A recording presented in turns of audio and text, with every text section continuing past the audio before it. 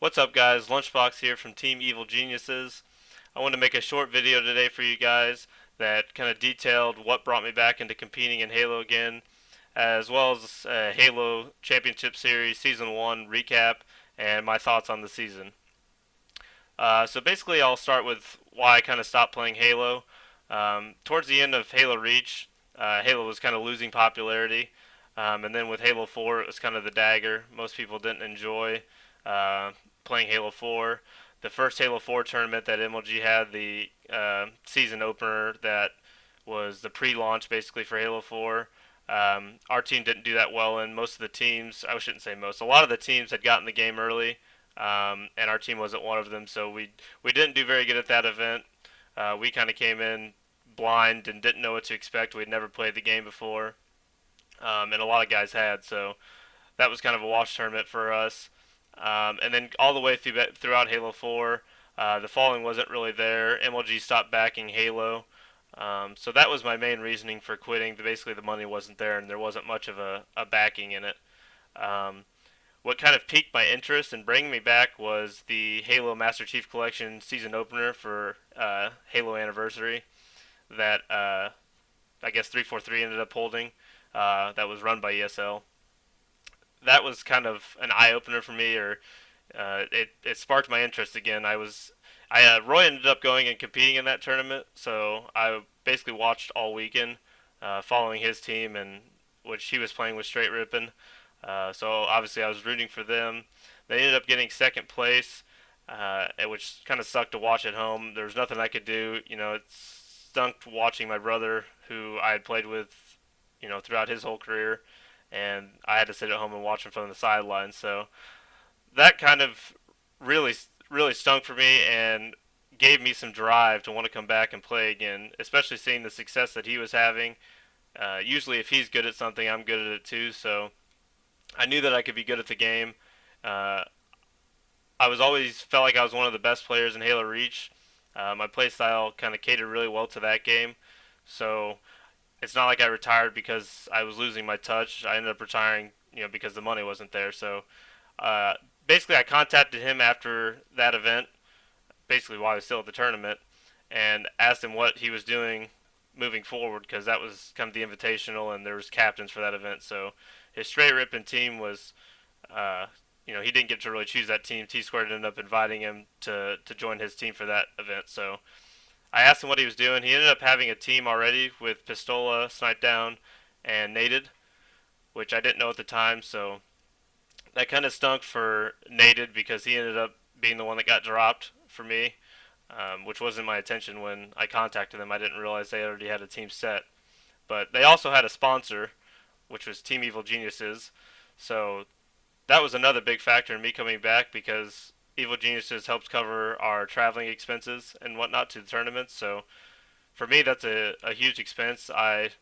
Since I quit Halo, I bought a house and I have bills, so I can't go out on a limb and spend $500 to $1,000 traveling to tournaments, booking flights and hotels and whatnot, and come up making hardly any money if we don't do well. So they basically took the risk out of it for me, money wise, which helped a ton.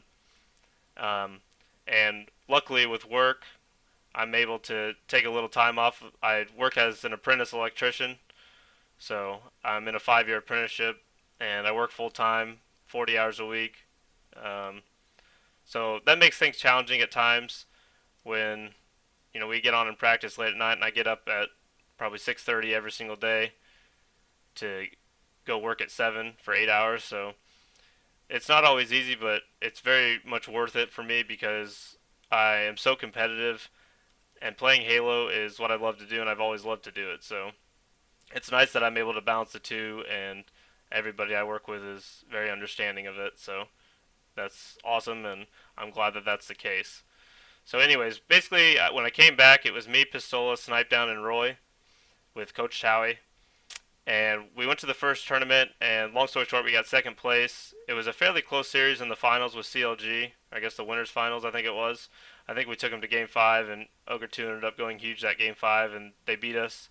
So we got second place at that tournament. Pistola ended up sustaining a hand injury after that tournament, so we had to make a team change because his future was kind of uncertain at the time. We didn't know if he was going to be able to play or how serious it was. So we ended up making the team change to pick up Lethal, and we got third at the first tournament, which was UMG St. Louis, and then we got first at the Gamers for Giving event in Michigan, and then we got first at the HCS finals um, a few weekends ago. So that was huge for us to end up winning the last two events on LAN because we were winning. We won two online cups in a row without dropping a game. All of us have pretty good internet and we're centrally located, so we've always been pretty strong online.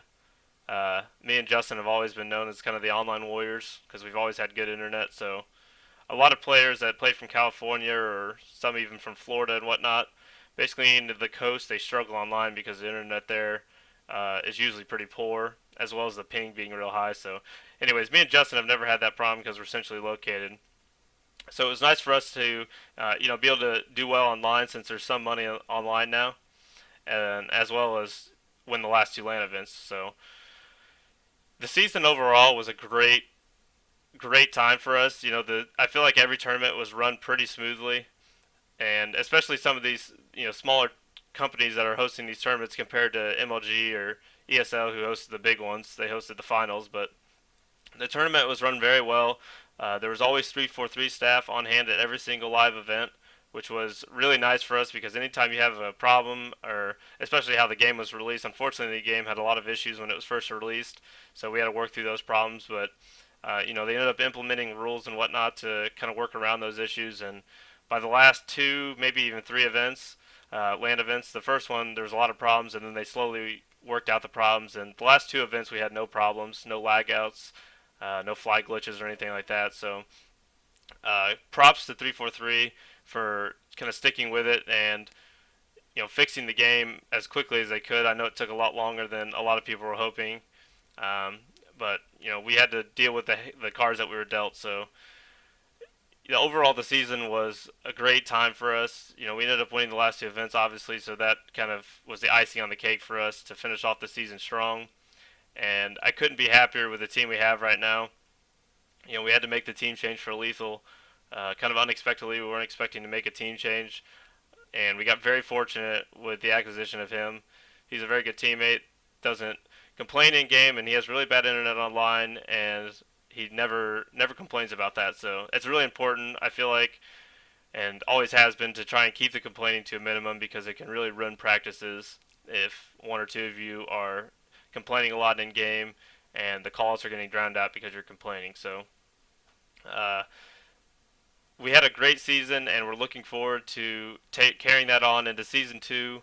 So hopefully we can come out strong at the first event, which is Atlanta, Iron Gaming Atlanta, which is coming up here in 2 or 3 weekends. So we're looking forward to that. We've been practicing online a lot, and the HCS Cups start up here, I think, next weekend. So we're going to play in all those and hope we can continue our success online and transfer that into LAN as well. So I hope you guys enjoyed this video. I want to do a few quick shout outs. I want to shout out Evil Geniuses. Thank you guys very much for all the traveling and everything you guys help us with. It eases our experience at tournaments so much, not having to worry about any of that stuff. Big shout out to Monster. As you guys can see, I got a ton of Monster behind me that they've sent out to us, and that also helps a ton when you have a long day at work and come home and have to get online and practice in a couple hours, so you can down one of those and you're right back at it. As well as Aver Media, they sent us these nice capture cards, which is why I'm able to do this vlog, and all the other Evil Geniuses sponsors that have helped us out along the way. There's more than just those two, so thank you guys all, and a big shout out to the team, and especially Towie. Towie doesn't get a lot of credit sometimes as being a member of the team, but everybody on our team treats him as another member of the team. He's a huge asset to have for us, and that's more and more apparent every single tournament that he gets us a ton of weapons or times everything, so he never misses times, and that's huge for us. So a big shout out to Towie, and thanks for watching, guys. I'll be releasing more of these in the future, so send me some tweets. My Twitter is at MLG Lunchbox, and let me know what you guys would like to see in the future. So thanks for watching.